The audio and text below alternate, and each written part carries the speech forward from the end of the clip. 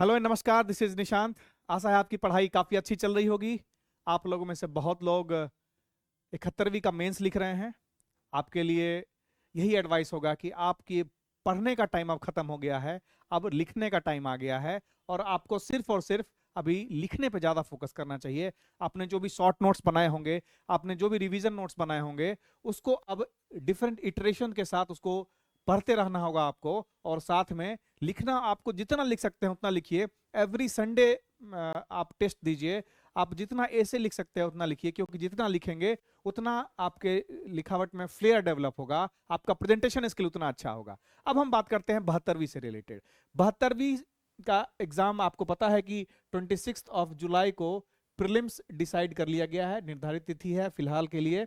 अभी देखते हैं, संभावित तिथि है, देखते हैं कैसे आगे बढ़ता है इसमें। तो 26 जुलाई को कहा गया है कि प्रीलिम्स होना है। जब 26 जुलाई को प्रीलिम्स होगा तो इसी हिसाब से आप मान के चलो कम से कम 2 महीने का गैप, और अक्टूबर लास्ट में हम ये समझ पा रहे हैं कि मेंस हो जाएगा। अब इस बार जो है थोड़ा जो लीक से हट के टाइम मिला है, बहुत ही ज्यादा समय मिल गया है और इस समय को आपको यूटिलाइज करना चाहिए, और यूटिलाइज हुआ भी है। लोगों ने काफी अच्छे से यूटिलाइज किया है। हमने देखा था कि जो नवंबर दिसंबर तक जो सिलेबस फिनिश करने वाले थे, उन्होंने उसी लैब में नवंबर दिसंबर तक सिलेबस फिनिश किया। और अभी ऑब्जर्व कर रहे हैं कि वो लोग निरंतरता से टेस्ट दिए जा रहे हैं, जितना लिखने का प्लेटफॉर्म उनको मिल रहा है लिख रहे हैं, आंसर इवेलुएट करा रहे हैं, और बहुत ज्यादा इंप्रूवमेंट देखने को मिला है। तो ये चीज तभी डेवलप होगी जब आप कंटिन्यूस लिखेंगे, चीजों को प्रैक्टिस करते रहेंगे, क्योंकि सिविल सर्विसेज में सबसे जरूरी जो होती है रिसेलियंसी, और आपका लिखने का जो कंसिस्टेंसी है वो आप मेंटेन करें। आप हारें फिर भी आप वापस आ गए, लेकिन लिखते रहे और अंतिम में जाके आपका सिलेक्शन हुआ। तो फिलहाल हम बात करेंगे मेंस पे, स्टिक रहेंगे कि 72वीं मेंस की प्रिपरेशन हम कैसे स्टार्ट करें। तो जो 72वीं मेंस है, इसका पहले आपको सिलेबस समझना पड़ेगा कि मेंस में आपको क्या चीज पे फोकस करना है। अभी देखो, हमको पता है कि जो प्रीलिम्स होगा उसके बाद मेंस होगा। तो जो प्रीलिम्स में टॉपिक है और जो मेंस में टॉपिक है, सिर्फ कुछ एरियाज में ही एक साथ आता है। जैसे देखोगे तो पॉलिटी के कुछ एरियाज दोनों के कॉन्साइड करते हैं, मॉडर्न हिस्ट्री के कुछ एरियाज दोनों के कॉन्साइड करते हैं, साइंस के कुछ ही एरियाज, क्योंकि जो टेक पोर्शन है वो मेंस में ज्यादा है और नॉर्मल जनरल साइंस प्रीलिम्स में ज्यादा है। तो ये यूपीएससी से थोड़ा सा अलग है कि यहां पे कुछ टॉपिक ही दोनों में प्रीलिम्स और मेंस में कॉन्साइड करते हैं। अब अगर हम सिलेबस की बात करें तो देखो, आपको सबसे पहला तो है GS1, दूसरा है GS2 यानी जनरल स्टडीज 2, तीसरा है ऐसे। आपके मेरिट में सिर्फ इन्हीं सब्जेक्ट्स के मार्क्स काउंट किए जाएंगे। बाकी सब्जेक्ट्स जो हैं, जैसे आपका हिंदी होता है, जैसे आपका ऑप्शनल होता है, तो ऑप्शनल ही कर दिया है, क्वालिफाइंग हो गया है। तो इसको अभी बिल्कुल भूल जाना है। आप फोकस करिए GS1, GS2 और ऐसे पे। अगर हम GS1 की बात करें तो GS1 में आपका जो सिलेबस अगर थोड़ा सा डाइवर्सिफाई करें तो आपके पास है हिस्ट्री एंड कल्चर, हिस्ट्री वाला एलिमेंट है और यहीं पे कल्चर भी है। सेकेंड पार्ट इसका देखें तो वो आता है करंट अफेयर्स। इसी करंट अफेयर्स में इंटरनेशनल रिलेशंस भी इंक्लूडेड है। तीसरा पार्ट आता है डेटा इंटरप्रिटेशन का, जहां पे आपको डिफरेंट तरह के चार्ट्स दिए जाते हैं, चाहे टेबल हो, चाहे पाई चार्ट हो, बार चार्ट हो, लाइन ग्राफ हो, उसको स्टडी करना है और उसके बेसिस पे प्रॉब्लम्स सॉल्व करना है, मैथमेटिकल प्रॉब्लम्स। तो GS1 का जो सिलेबस है उसमें हिस्ट्री एंड कल्चर है। हिस्ट्री एंड कल्चर की बात करो थोड़ा डिटेल से अगर देखना चाहो तो हिस्ट्री एंड कल्चर में आपको जो मॉडर्न हिस्ट्री ऑफ इंडिया है और कुछ ही themes, modern history of India के कुछ themes, modern history of Bihar के कुछ थीम्स, और बिहार का कल्चर जैसे पटना कलम, मौर्यन आर्ट, पाला आर्ट। फिर एजुकेशन रिलेटेड आता है कि एजुकेशन का डेवलपमेंट कैसे हुआ है, पर्सनालिटी से क्वेश्चन पूछे जाते हैं। ये सब एरियाज हिस्ट्री एंड कल्चर का पार्ट हो जाता है। करंट अफेयर और इंटरनेशनल रिलेशंस में जो भी इंटरनेशनल इवेंट्स अभी चल रहे हैं उससे रिलेटेड, जैसे ग्लोबल साउथ का कुछ इशू चल रहा था, इजराइल पैलेस्टीन के बीच में कुछ चल रहा था, अभी इंडिया यूएस ट्रेड डील हुआ, इंडिया EU FTA हुआ, और जो भी जो इंटरनेशनल फोरम में, इंटरनेशनल एरिना में जो चल रहा है उससे रिलेटेड यहाँ सवाल आएंगे। इसके साथ साथ जो करंट अफेयर है, थोड़ा सा यहाँ ये पोर्शन जो है डाइसी हो जाता है। जब से ये फर्स्ट क्वेश्चन, किसी भी सेक्शन का फर्स्ट क्वेश्चन देखोगे तो उसमें 5 क्वेश्चन जो रहते हैं वो 8 मार्कर रहते हैं, 8 या 7 मार्कर रहते हैं। और ये 8 या 7 मार्कर जो है बहुत बड़ा सिरदर्द है ना। तो ये आपको बहुत डिलीजेंटली प्रिपेयर करना पड़ता है, क्योंकि इसका स्ट्रेच बहुत बढ़ जाता है। जो इंटरनेशनल रिलेशंस है उसके क्वेश्चंस को देखोगे तो वो अल्टर नहीं पूछता है, वो काफी रिलेटेबल पूछता है। और एक क्वेश्चन इसमें ऑब्जर्व करना है, पॉलिटी से ही पूछा जा रहा है आजकल, है ना। तो एक क्वेश्चन 38 मार्कर वाला पॉलिटी से ही आप आंसर दे सकते हो, अगर पॉलिटी को आपने ठीक से पढ़ा है, जो कि हमारा GS2 का सिलेबस है। तो यहाँ पे करंट अफेयर और इंटरनेशनल रिलेशंस आ गया। अगर GS2 की बात करें तो GS2 को फिर हम 3 भाग में डिवाइड करेंगे। पहला भाग जो इसका हो जाता है वो है पॉलिटी, दूसरा है इकोनॉमी एंड ज्योग्राफी, तीसरा भाग है साइंस टेक। जो पॉलिटी है, पॉलिटी यहां का और प्रीलिम्स का पॉलिटी लगभग हम कह सकते हैं सेम है, लेकिन यहां के पॉलिटी में कुछ चीजें ज्यादा हैं। आपको चूंकि मेंस है तो मेंस पॉइंट ऑफ व्यू से पढ़ना ही है, और साथ में जैसे पॉलिटिकल पार्टीज है, इलेक्शन कमीशन है, और भी कुछ एलिमेंट जो क्रिमिनलाइजेशन ऑफ पॉलिटिक्स है, ये सब ज्यादातर यहां पर मेंस में पढ़ने पड़ते हैं, आपको प्रीलिम्स में वो नहीं पढ़ना है, और वो जनरली किसी बाहर के किताबों में मिलता भी नहीं है। जो इकोनॉमिक्स एंड ज्योग्राफी है, कुछ साल से ट्रेंड था कि इकोनॉमिक्स एंड ज्योग्राफी में इकोनॉमिक्स का ज्यादा चलन रहता था, लेकिन पिछले 2 साल से 2 एग्जाम से, चाहे हम 70वीं की बात करें या उससे पहले 69वीं की बात करें, तो ज्योग्राफी का जो सेक्शन है वो थोड़ा सा अपलिफ्ट हुआ है। तो सेकंड पेपर जो है इसका इकोनॉमिक्स एंड ज्योग्राफी है, थर्ड पेपर जो है वो साइंस टेक है। साइंस टेक में भी डिफरेंट थीम्स हैं, इन थीम्स के बेसिस पे पढ़ा जा सकता है। जैसे इसमें आप देखोगे तो स्पेस थीम हो गया एक, फिर दूसरा एनर्जी एक थीम हो गया, तीसरा वेस्ट मैनेजमेंट एक थीम हो गया, चौथा बायोटेक एक थीम हो गया, पांचवा नैनोटेक एक थीम हो गया। इस तरह से थीमेटिक इसमें आपको प्रिपेयर करने हैं। जब GS1 की बात करोगे तो मैक्सिमम क्वेश्चंस जो रहते हैं यहाँ रिपीटेड रहते हैं। आप पहले से बता दोगे मॉडर्न आर्ट आना है तो आना है, और एग्जाम जब एंड होता है तो सब लोग बड़े बड़े पोस्टर पे दिखाते हैं कि हमने मॉडर्न आर्ट का कराया था और इस बार भी हमारा मॉडर्न आर्ट आया है। करंट अफेयर में फंसा के दिखा दो, इकोनॉमिक एंड ज्योग्राफी में फंसा के दिखा दो, तब समझ में आएगा। खैर, तो GS1 में history and culture, current affair IR और DI, GS2 में पॉलिटी, इकोनॉमिक, ज्योग्राफी और साइंस टेक। तीसरा आता है ए से, जो कि आपका समझ लो कि इन एंड आउट डिसाइड करता है और आपका रैंक डिसाइड करता है। एसे और DI ये बहुत ही महत्वपूर्ण है। एसे और DI को मान के चलो कि ये बहुत ही ज्यादा महत्वपूर्ण है, क्योंकि यही इंश्योर करता है कि आप इन हैं या आउट हैं। अगर इन हैं तो आपका रैंक कैसा आएगा, क्योंकि दोनों स्कोरिंग है, वो डिपेंड करता है आपके स्किल पे। तो ये दोनों स्किल रिलेटेड चीजें हैं, बाकी आप डेवलप कर सकते हैं पढ़ाई के साथ। क्या डेवलप तो ये भी हो जाएंगे, आपके पास अभी एनफ टाइम है। तो एसे में 3 एसे पूछे जाते हैं।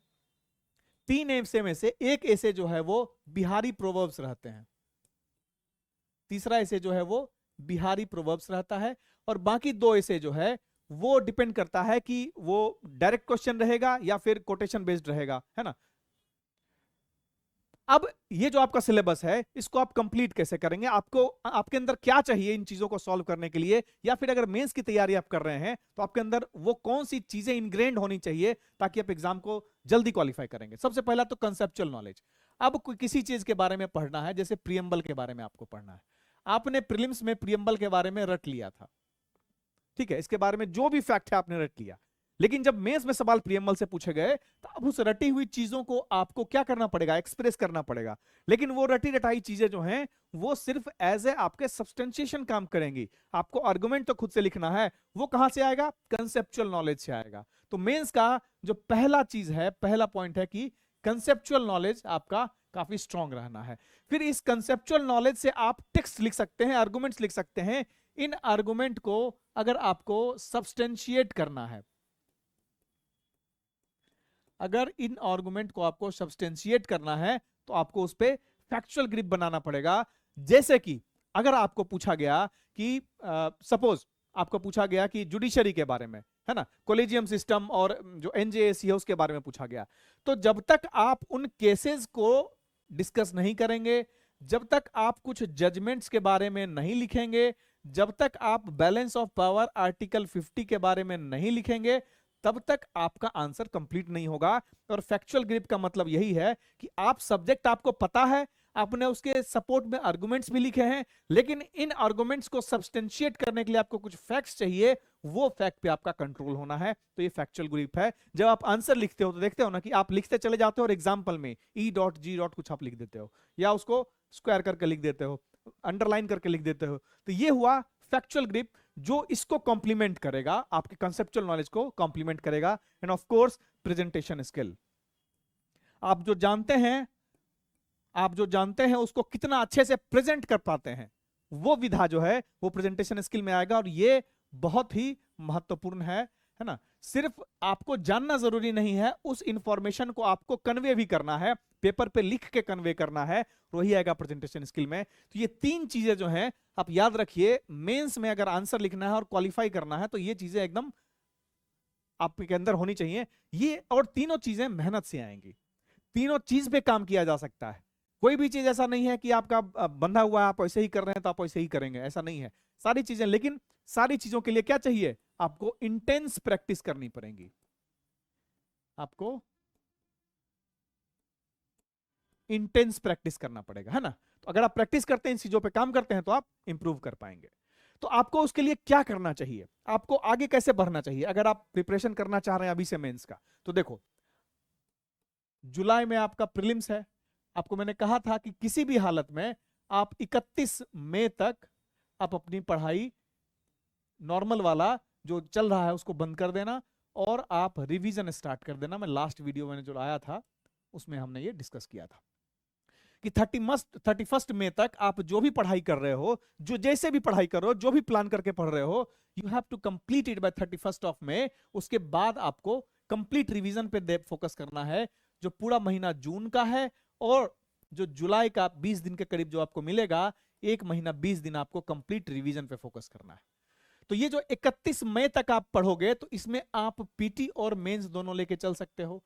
कुछ लोग कहेंगे कि पीटी मेंस क्यों साथ में लेके चलें, तो भाई देखो, जुलाई में पीटी हुआ और मोस्ट प्रोबेबली अगस्त सितंबर अक्टूबर मिड या अक्टूबर लास्ट में मेंस ले लेंगे। ये इनका यही टारगेट लग रहा है कि साल के अंत में ये, या जैसे ही साल नया स्टार्ट होता है, नया बजट आता है, उससे पहले ही वो रिजल्ट निकालते हैं। तो अगर ऐसा करेंगे तो अक्टूबर में अगर मेंस लेते हैं तो आपके पास समय बहुत कम बचेगा। कुछ चीजें अगर आप पहले से कंप्लीट करके रखेंगे तो आपके लिए आसान हो जाती हैं। इस गैप में आप सिर्फ आंसर प्रैक्टिस करेंगे। इस वीडियो के स्टार्टिंग में मैंने बोला था कि जो 71वीं का मेंस दे रहे हैं उनको ये समझ लेना चाहिए कि उनके पढ़ने का समय खत्म हो गया, उनके लिखने का समय आ गया। तो ये जो टाइम है, ये आपका लिखने का टाइम होना चाहिए। और कुछ चीजें जैसे करंट अफेयर्स हैं, जैसे इकोनॉमिक्स वाला टॉपिक है, या जो साइंस टेक वाला जो करंट रेलिवेंस से टॉपिक है, वो इस गैप में आप पढ़ें, इससे पहले आप बाकी चीजें कवर करके रहें। तो कैसे आगे बढ़ा जाए, सबसे पहले तो आपको प्रीवियस ईयर क्वेश्चंस एनालाइज करने होंगे। अभी तक जितने भी सवाल आए हैं, पेपर 1 और पेपर 2, पेपर 1 को आपने 3 भाग में डिवाइड किया, पेपर 2 को आपने 3 भाग में डिवाइड किया, सारे एरियाज बनाए, सेक्शंस बनाए, उन सेक्शंस के अंदर आपने क्वेश्चंस को डिमार्केट किया। यह होता है पीवाईक्यू एनालिसिस। जब आप पीवाईक्यू एनालिसिस कर लिए, तब आपके पास क्या आया, कुछ लिस्ट ऑफ टॉपिक्स आए। आपके पास कुछ लिस्ट ऑफ टॉपिक्स आएंगे और ये लिस्ट ऑफ टॉपिक्स जो होंगे वो तीनों सेक्शन, लिस्ट ऑफ टॉपिक्स जो होंगे वो तीनों सेक्शन से होंगे, all 3 sections in both GS paper. ठीक है, इन बोथ जीएस पेपर। तो आपने लिस्ट ऑफ टॉपिक बना लिया। अब इन टॉपिक्स पे आपको रेलिवेंट नोट्स बनाने हैं। रेलिवेंट नोट्स बनाने का मतलब है जो टॉपिक आपने आइडेंटिफाई किया, जैसे यहां पे आपने फंडामेंटल राइट को शॉर्टलिस्ट किया, तो फंडामेंटल राइट से रिलेटेड किस तरह के क्वेश्चंस पूछे जा रहे हैं, है ना, किस तरह के डायमेंशंस उसमें पूछे जा रहे हैं, उन डायमेंशंस का भी आप जिक्र करेंगे नोट्स में। उस डायमेंशन से रिलेटेड आपके पास नोट्स होने चाहिए और भी आपको सोचना चाहिए कि उसमें और क्या इंप्रूवमेंट किए जा सकते हैं। तो ये स्टेज जो है, ये कंप्लीट आपका नोट्स प्रिपरेशन स्टेज है। ये आपका नोट्स प्रिपरेशन स्टेज है, ये आपका लर्निंग स्टेज है। आप सीख रहे हैं चीजों को, अभी इंप्लीमेंट नहीं कर रहे हैं। आप लिस्ट ऑफ टॉपिक बनाए प्रीवियस ईयर क्वेश्चन देख के, उससे रिलेटेड आपने रिलेवेंट नोट्स बनाए, और फिर नोट्स बनाने के बाद आप आ गए प्रैक्टिस करने पे। प्रैक्टिस का 2 तरीका होता है। एक प्रैक्टिस होता है कि आप कंप्लीट प्रीवियस ईयर क्वेश्चन को पढ़ें, या फिर आप कुछ न्यू क्वेश्चंस को करें। दोनों ही ठीक है, लेकिन अगर दोनों लिखते हैं तो आपको स्टार्टिंग में ही उसकी इवैल्यूएशन भी करा लेनी होगी। क्योंकि आपको सही शुरुआत में ही अगर सही रास्ता दिख गया तो आप पूरा रास्ता सही चलेंगे। अगर शुरुआत में भटक गए, आपको एक सूडो कॉन्फिडेंस अगर आ गया कि हम बहुत अच्छा आंसर लिखते हैं और फिर अंतिम एग्जाम में भी जाके वही करोगे, तो आप रेलिवेंट नोट्स बनाए, उसके बाद उसके प्रैक्टिस किए। प्रैक्टिस करने के बाद आप फिर जब देखें कि प्रैक्टिस करने में कुछ तो गड़बड़ियां हो रही है, हम कुछ तो निकल के नहीं आ रहा है, तब आप रिवाइज करेंगे। और ये रिवीजन, रिपीट, प्रैक्टिस, फिर रिवाइज, फिर ये चलता रहेगा। आप रिवाइज करिए, प्रैक्टिस करिए, फिर रिवाइज करिए, फिर प्रैक्टिस करिए, ये साइकिल चलता रहेगा और लास्ट में आप देखोगे कि आप बहुत अच्छा आंसर लिख पा रहे हो। लेकिन ये प्रोसेस थोड़ा लंबा है, ये प्रोसेस लंबा है। प्रोसेस ऐसे लंबा है कि आपको अभी से अगर लगते हैं, आप अगर आपके पास मार्च है, आपके पास अप्रैल है, आपके पास मई है, प्रीलिम से पहले आपके पास 3 महीना है यहां पे, ठीक है। फिर प्रीलिम्स के बाद आपके पास करीब करीब 2 महीना रहेगा जिसमें आप चीजों को अच्छे तरह से एक जगह कंपाइल कर सकें। अब हम चलते हैं आगे कि हम क्या कर रहे हैं 72वीं मेंस के लिए। 72वीं मेंस के लिए हमने अमोघ लाया है। अमोघ जो है हमारा मेंस का कॉम्प्रिहेंसिव बैच है, जिसमें हम लोग जीएस और एसे दोनों कवर करते हैं। तो हमने अमोघ कब स्टार्ट किया था? हमने अमोघ स्टार्ट किया था 70th बीपीएससी में, और इसमें बहुत ही जबरदस्त रिजल्ट आया। और अभी इसके स्टूडेंट सारे हम लोग के वो इंटरव्यू दे रहे हैं, जो अमोघ से रिलेटेड हैं, वो स्माइल कर रहे होंगे। तो 70th बीपीएससी में हमने स्टार्ट किया था। उसके बाद 71st बीपीएससी में भी हमने इसको लाया और अभी चल रहा है। इसके अभी करेंटली 3 बैचेस चल रहे हैं। इसके अभी 3 बैचेस चल रहे हैं। हम इसमें बैचेस क्यों डिवाइड कर देते हैं? क्योंकि ये मेंटरशिप बैच है। इसमें एक मेंटर के अंदर कुछ स्टूडेंट्स रहते हैं और उसको हम लिमिट करके रखते हैं, ताकि ज्यादा मेंटर भी अगर इंटरेक्ट करते हैं स्टूडेंट को, तो स्टूडेंट को जब तक टाइम नहीं देंगे तब तक वो एक क्वालिटी इंश्योर नहीं कर पाएंगे, स्टूडेंट सेटिस्फाई नहीं होगा, अपनी क्वेरीज को रिजॉल्व नहीं कर पाएगा। तो हम 3 बैचेस 71st के लिए अमोघ का चल रहा है, और अभी हमने 72वीं का लाया है। और जस्ट जैसे ही वीडियो खत्म होगा लिंक वगैरह सब मिल जाएगा। इसके डिटेल के बारे में हम बात करते हैं, इसमें क्या क्या होगा। हमने आपको पहले ही कहा कि आपको 31 मई तक प्रीलिम्स और मेंस साथ में लेके चल सकते हैं, लेकिन अगर फिर भी आपको थोड़ा सा डाउट है तो आप 30 अप्रैल तक प्रीटी और मेंस पक्के से लेके चलें। तो अगर आपके पास ये 2 महीना है तो हम क्या करेंगे अमोघ में? हम ये करेंगे तो कि प्रीलिम्स से पहले हमारा 30 अप्रैल तक अमोघ चलेगा फर्स्ट पार्ट में। ये अमोघ जो है ये बेसिकली 2 पार्ट में चलेगा, ठीक से समझो।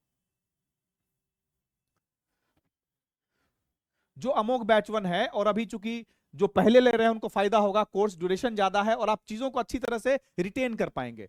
ये जो है ये 2 पार्ट्स में चलेगा, एक बिफोर प्री चलेगा और एक आफ्टर प्री। अब आप बोलोगे कि आफ्टर प्री ही ले लेते हैं, बिफोर प्री क्यों ले? प्रीलिम्स के रिजल्ट के बाद लेते हैं। तो प्रीलिम्स और मेंस के बीच का गैप बहुत कम है। अगर आप सोचेंगे कि यहां से मेंस का तैयारी शुरू करें तो मुश्किल हो जाएगा, है ना, क्योंकि आप देख रहे हैं कंपटीशन कैसा और आपके साथ वाले कर रहे हैं, आप नहीं करेंगे तो दूसरा करेगा। तो आपको पहले तैयारी कर लेनी चाहिए। तो बिफोर प्री हम लोग क्या करेंगे, कुछ इंपॉर्टेंट एरिया जैसे पॉलिटी से देखोगे तो 118 120 नंबर 118 के करीब क्वेश्चन मार्क्स के क्वेश्चन आते हैं, तो हम पॉलिटी से, और दूसरा हिस्ट्री एंड कल्चर है, हिस्ट्री एंड कल्चर है। 2 इंपॉर्टेंट एरियाज मेंस के हम कोशिश करेंगे कि प्री से पहले कर दें। इसके साथ साथ जिनको गणित में तकलीफ होती है हम उनके लिए डेटा इंटरप्रिटेशन भी प्रीलिम्स से पहले कोशिश करेंगे कि मेजर पार्ट जो है प्रीलिम्स से पहले फिनिश हो जाए। इसका डिटेल्ड शेड्यूल हम लोग आज से कल में रिलीज कर देंगे। कंप्लीट हम लोग डे वाइज शेड्यूल इसमें भी बताएंगे कि हम आपको कैसे देने वाले हैं। प्रीलिम्स जैसे ही खत्म होता है, प्रीलिम्स जैसे ही खत्म होता है इसका बैच को रिज्यूम कर दिया जाएगा और उसके बाद सारे सब्जेक्ट को कवर किया जाएगा और इसमें करंट अफेयर भी इंक्लूडेड रहेगा। जो रेलिवेंट करंट अफेयर मेंस का है, मेंस का current affair is the part of Amogh batch, है ना, तो ये ध्यान रखना। अब इसमें स्ट्रक्चर कैसा है इसका, हम इसमें क्या कवर करेंगे? इसमें हम GS1 कवर करेंगे, GS2 कवर करेंगे, ऐसे कवर करेंगे। क्या मेंटोरशिप इसमें इंक्लूडेड है? तो हाँ, mentorship is a part of this. तो तो इसमें मेंटोरशिप इंक्लूडेड है। मेंटोरशिप कैसे देते हो? तो जैसे ही आप एडमिशन लेते हैं आपको एक कॉल जाता है कि आपको ये फलाने मेंटर असाइन किए गए हैं, आपको मेल चला जाता है, मेंटोर का नंबर चला जाता है। आपको कभी भी कोई डिफिकल्टी हो पढ़ाई करने के दौरान, आप 1 to 1 उनसे बात कर सकते हैं। आपको कुछ कंफ्यूजन हो रहा हो, आप नहीं समझ पा रहे हो कि अभी स्ट्रक हो गए इस क्वेश्चन में और क्या लिखना था, आप उनको डायरेक्ट उस समय ईमेल सेंड करके वो आपको बताएंगे।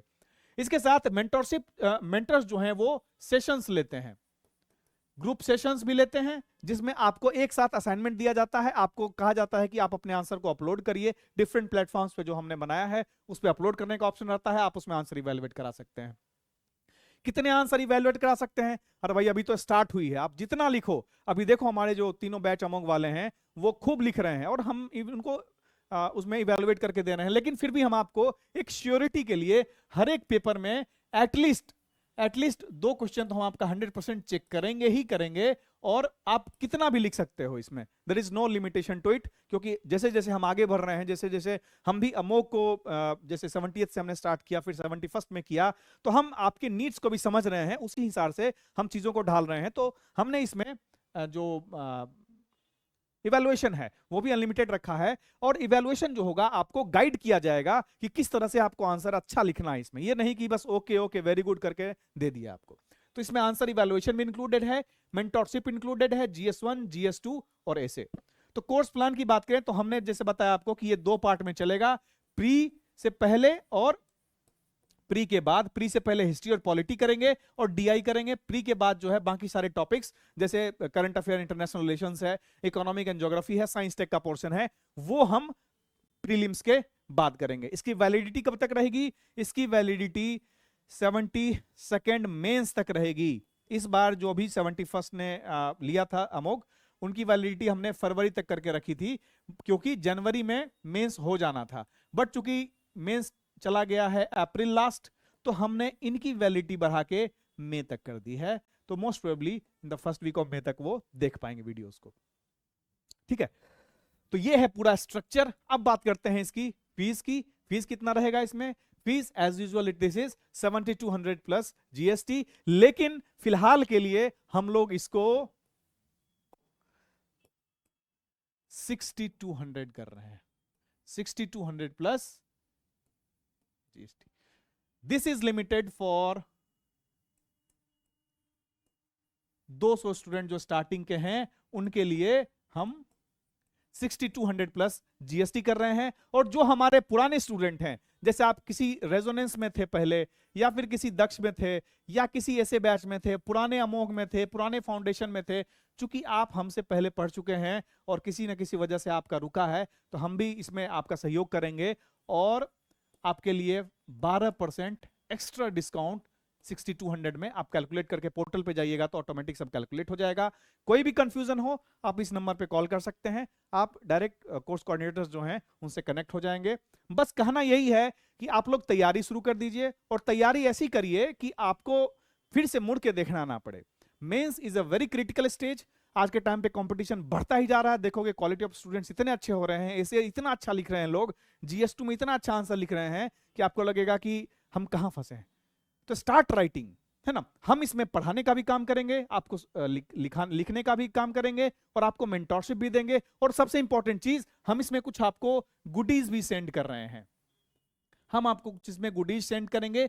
गुडीज में हम आपको 15 बुकलेट्स देंगे, राइटिंग बुकलेट, जो आंसर बुकलेट्स होती हैं व्हाइट पेपर वाली, है ना, वो हम आपको एटलीस्ट 15 बुकलेट सेंड करेंगे। इसके साथ और भी जो स्टेशनरी आइटम्स हैं, जो प्रीवियस ईयर क्वेश्चन की जो क्वेश्चन और सिलेबस का बुक है वो हम सेंड करेंगे आपको। कुछ पेन है और कुछ जो BCW के जो आइटम्स है, मिसलेनियस आइटम्स, वो हम इसके साथ सेंड करेंगे। और ये बुकलेट जो है आपको काफी हेल्प करने वाला है, क्योंकि जब हम आंसर लिखवाएंगे, आपको हमने कहा था कि हाँ, जब हम आंसर लिखवाएंगे तब हम आपको बोलेंगे कि इसी बुकलेट पे आप आंसर लिख के दीजिए। ये आपको आपके घर तक पहुंचा दिया जाएगा। अगर आप पटना में रहते हैं तो आप पटना के ऑफिस से आके भी कलेक्ट कर सकते हैं, वहां भी आके एडमिशन ले सकते हैं। मिलते हैं अगले वीडियो में। धन्यवाद।